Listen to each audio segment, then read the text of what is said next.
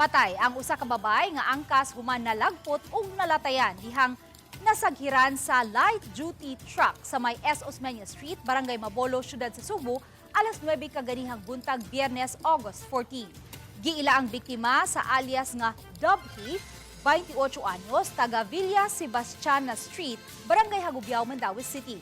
Pasahero kini sa motorsiklo nga gimaneho ni alias Vino, 64 anyos, taga Sitio Dungguan, Barangay Basak, Cebu City.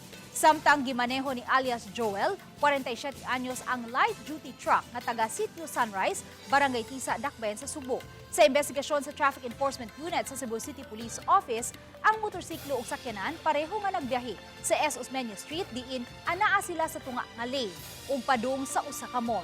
Ang motorsiklo naguna sa light-duty truck apan miliko ang motorsiklo pawa samtang nagpabilin sa iyang lane ang sakyanan. Apan samtang nagdagan, nasaghiran sa sakyanan ang wang bahin sa motorsiklo. Gumikan sa impact na labay ang angkas ug nalatayan kini sa likod nga ligid sa sakyanan. Nadapa sa tambalanan ang biktima apan gideklarar nga dead on arrival. Gikustudiya ang driver sa kapulisan samtang giandam ang tukmang kaso nga ipasaka bato kaniya.